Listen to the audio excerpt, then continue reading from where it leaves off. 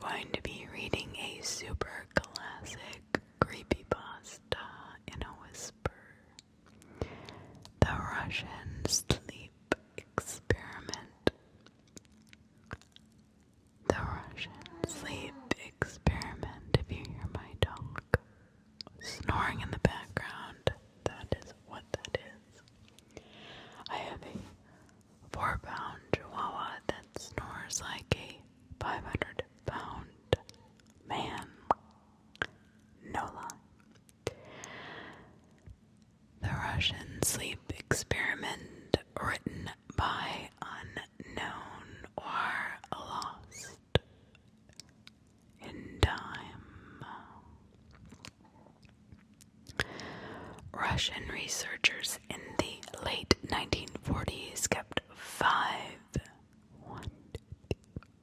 people awake for 15 days using an experimental gas-based stimulant. They were kept in a sealed environment to carefully monitor their oxygen intake so the gas did not kill them. Since it was toxic in high concentrations, this was before closed circuit cameras. Unfortunately, they only had microphones and 5-inch thick glass porthole-sized windows into the chamber to monitor these people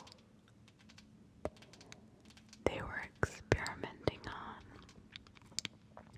The chamber was stocked with books, cots to sleep on, but no bedding, running water, a toilet, and enough dried food to last for all 5 of these people for over a month. So they should have plenty of resources to last for 15 days. The test subjects were political prisoners deemed enemies of the state during World War II. Everything was fine, absolutely fine for the first 5 days. The subjects hardly complained, having been promised, albeit falsely, that they would be freed if they submitted to the test and did not sleep for 30 days. Their conversations and activities were closely monitored, and it was noted that they continued to talk about increasingly dramatic incidents from their past. The general tone of their conversations took on a darker aspect after the 4th day mark. After 5 days, they started to complain about the circumstances and events that led them to where they were and started to demonstrate severe paranoia. They actually stopped talking to each other and began alternately whispering into the microphones and one-way mirrored portals. Oddly, they all seemed to think they could win the trust of the experimenters by turning over their comrades, the other subjects in captivity with them, sell them out. That's how they thought they would win over the experimenters. At first, the researchers suspected this was an effect of the gas itself. However, after 9 days, the first of them just started screaming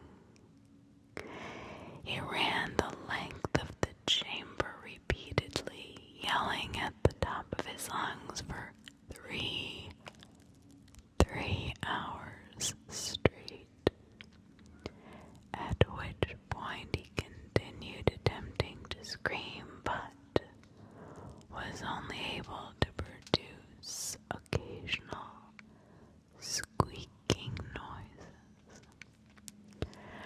The researchers postulated that he had physically torn his vocal cords apart with his continuous screaming.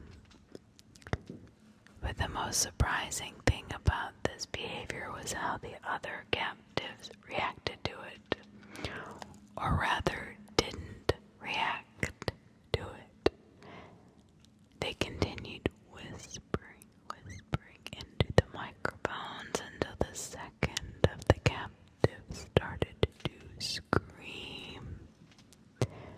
The two non-screaming captives took the books apart,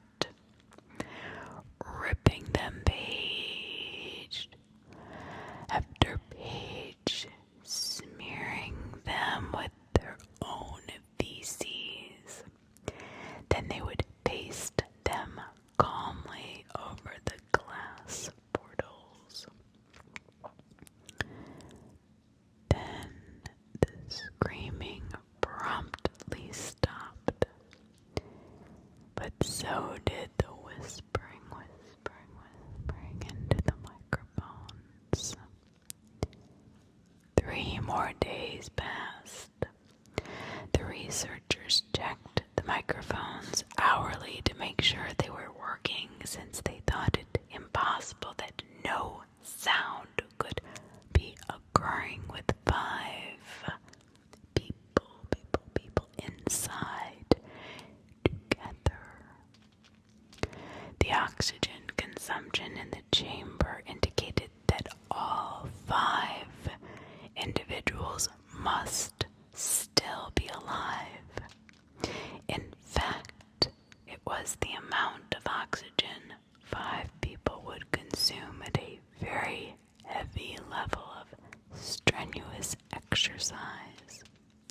But nothing was heard, not even heavy breathing. Nothing, just silence. And in the morning of the 14th day, the researchers did something they said they would not do to get a reaction from the captives. They used the intercom inside of the chamber, hoping to provoke any response from the people they were afraid were either dead or vegetables.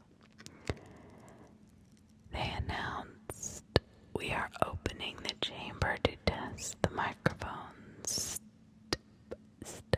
Step away from the door and lie flat on the floor, or you will be shot. Compliance will earn one of you your immediate freedom." To their surprise, they heard a calm voice respond in a single phrase: "We no longer want to be freed." And then silence. Debate broke out among the researchers and the military forces funding the research. Unable to provoke any more response using the intercom, finally they decided to open the chamber at midnight on the 15th day. The chamber was flushed with the stimulant gas and filled with fresh oxygen, and immediately voices from the microphones began to object. 3 different voices began begging, as if pleading for the life of loved ones, to turn the gas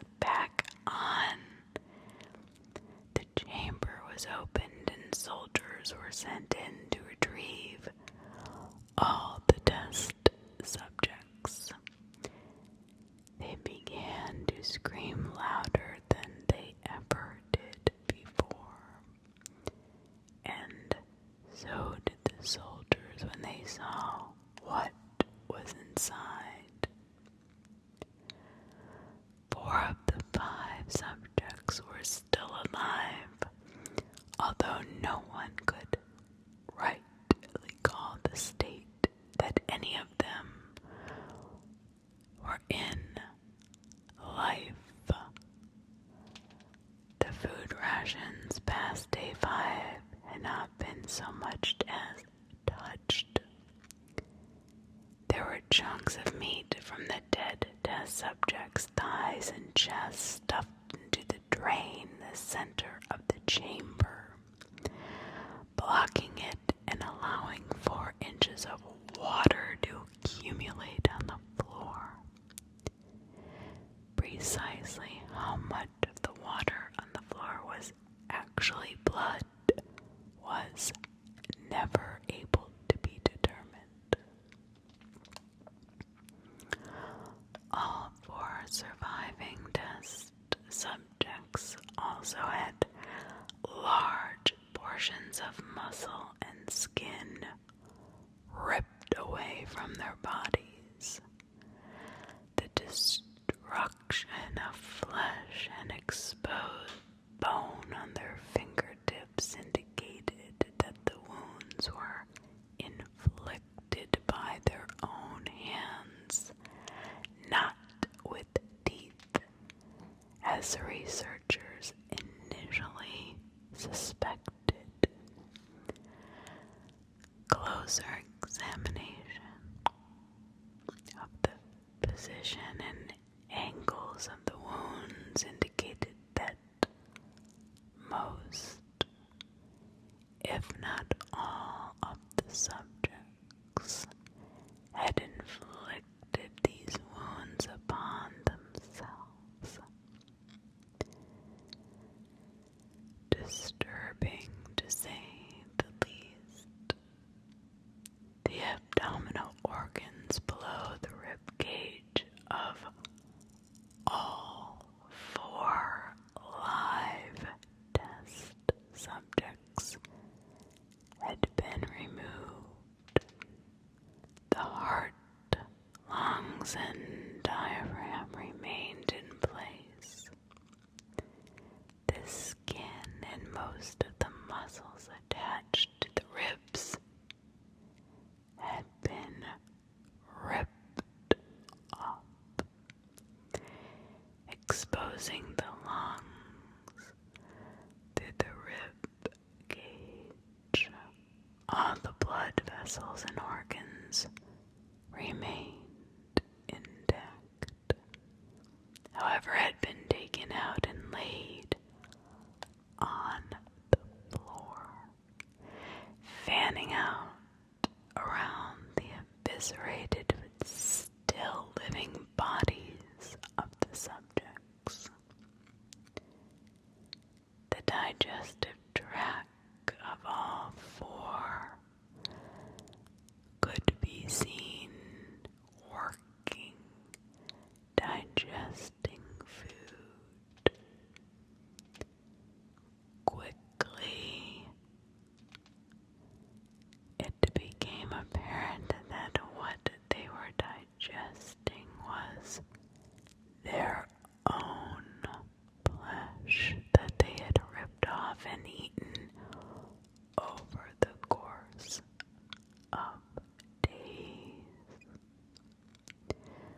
Most of the soldiers were Russian special operatives at the facility, but still many refused to return to the chamber to actually remove these test subjects.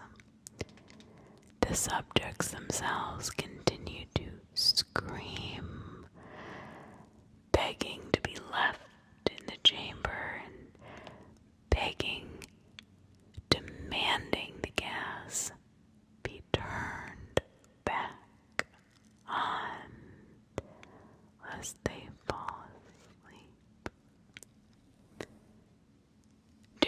everyone's surprise, the test subjects put up a fierce fight in the process of being removed from the chamber. One of the Russian soldiers died from having his throat ripped out, and another was gravely injured by having his testicles ripped off and an artery in his leg severed by one of the subject's teeth. Another 5 of the soldiers lost their lives, if you count the ones that committed, taking their own life in the weeks following the incident. In the struggle, one of the 4 living subjects had his spleen ruptured and bled out almost immediately.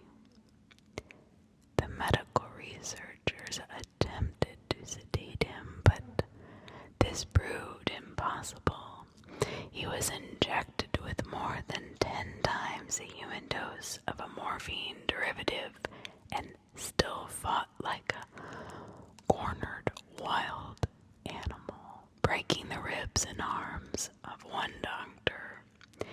His heart was seen to beat for a full 2 minutes after he had bled out, to the point there was more air in his vascular system than actual blood. Even after it stopped, he continued to scream and flail wildly for another 3 entire minutes, struggling to attack anyone in his reach and just repeating the word more,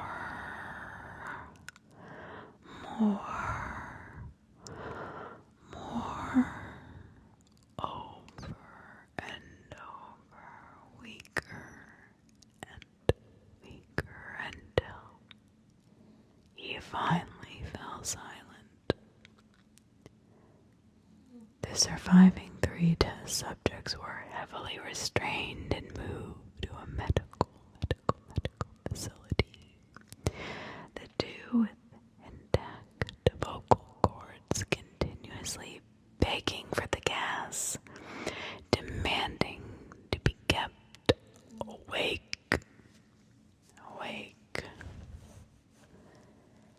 And the most injured of the 3 was taken to the only surgical operating room that the facility had.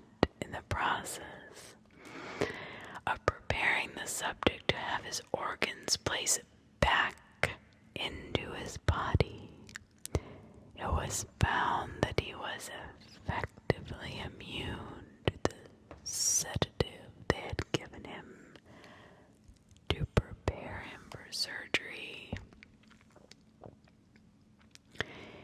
This man fought furiously against his restraints, and when the anesthetic gas was brought out to put him under, he managed to tear most of the way through a 4-inch wide leather strap on one wrist. Even though the weight of a 200-pound soldier holding that wrist was bracing him. This took only a little more anesthesia than normal to put him under, and the instant his eyelids fluttered and closed, his heart instantly stopped. In the autopsy of the test subject that died on the operating table, it was found that his blood had tripled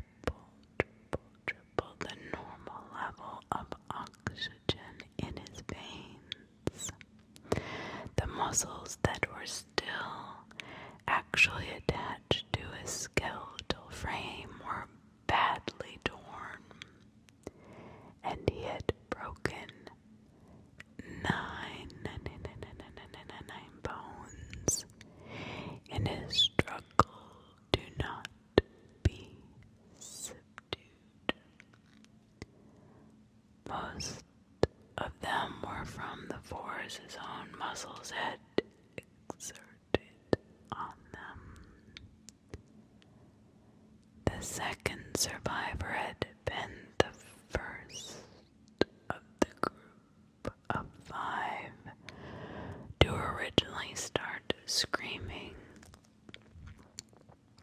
His vocal cords were destroyed.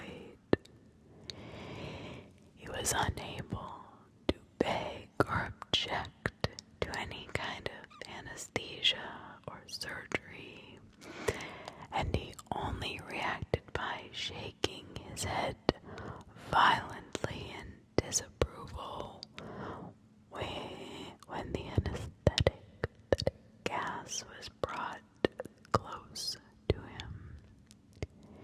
He shook his head yes when someone suggested reluctantly that they should try the surgery without any anesthesia, and did not react the entire 6 hours of the procedure, which replaced his abdominal organs, attempting to cover them with what skin remained.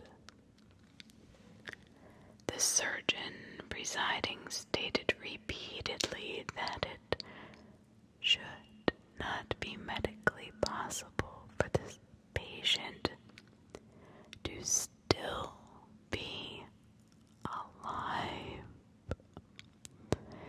One terrified nurse assisting the surgery stated that she had seen the patient's mouth curl into a smile several times when his eyes met with hers.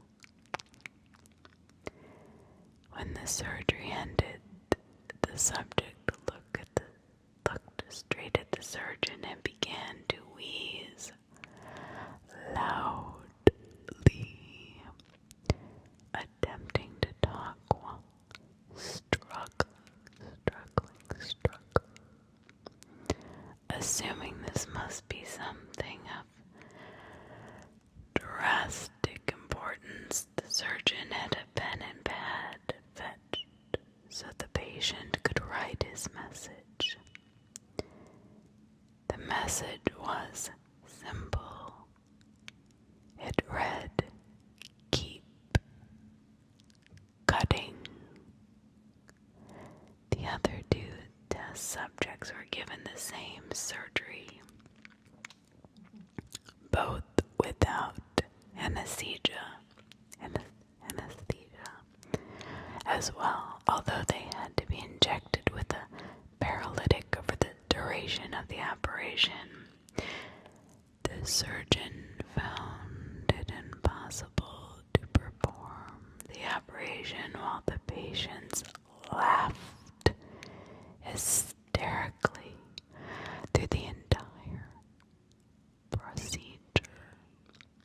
Once paralyzed, the subjects could only follow the attending researchers with their eyes. The paralytic cleared their system in an abnormally short period of time, and they were soon trying to escape their restraints. The moment they could speak, they were again begging them for more of that stimulant gas. The researchers tried asking why they had injured themselves so brutally, why they had ripped out their own guts, and why they wanted more of this gas. Only one response was given. "I must remain awake." All 3 subjects' restraints were reinforced. They were placed back into the chamber, awaiting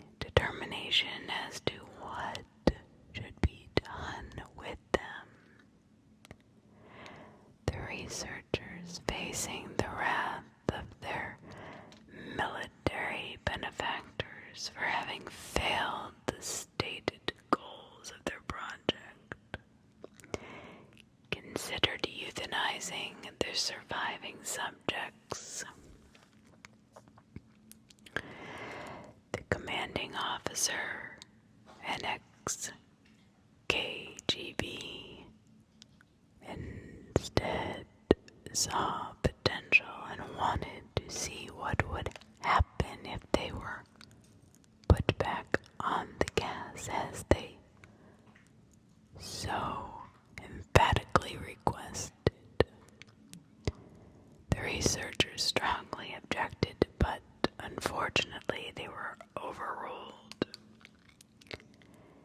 In preparation for being sealed in the chamber again, the subjects were connected to an EEG monitor, had the restraints padded for long-term confinement. To everyone's surprise, all three stopped struggling the moment it was let slip that they were going back on the gas. Obvious at this point, all three were putting up a great struggle to stay awake. One of the subjects that could speak was humming loudly and continuously. The mute subject was straining his legs against the leather bonds with all his might. First left, then right, then left again. I guess for something to focus on. Nobody really knew why he was doing this. The remaining subject was holding his head off his pillow and blinking rapidly, having been the first to be wired to the EEG machine. Most of the researchers were monitoring his brain waves in utter surprise. The brain waves were normal most of the time, but sometimes they would flatline inexplicably, looking as if he were repeatedly suffering brain death over and over before returning to normal. As they focused on papers scrolling out of the brainwave monitor, only one nurse saw the man's eyes slip shut at the time. The same moment his head hit the pillow. His brainwaves immediately changed to that of deep sleep, then flatline for the last time as his heart simultaneously stopped. The only remaining subject that could speak started screaming to be sealed in the room, the chamber now. His brainwave showed the same flat lines as the one who had just died from falling asleep. The commander gave the order to seal the chamber with both subjects inside, as well as 3 researchers.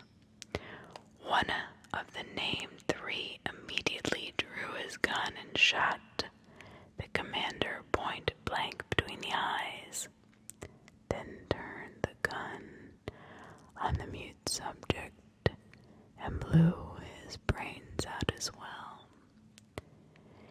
He then pointed his gun at the remaining subject, still restrained to a bed, as the remaining members of the medical and research team fled the room.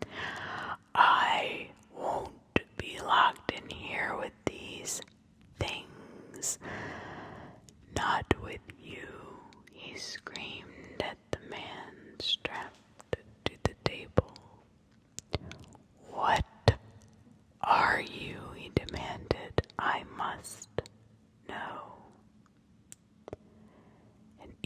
smile smeared across the subject's lips. Oh, have you forgotten so easily? The subject asks. We are you. We are the madness that lurks within you all, begging to be free at every moment in your deepest, feral mind. We are what you hide from in your beds every night.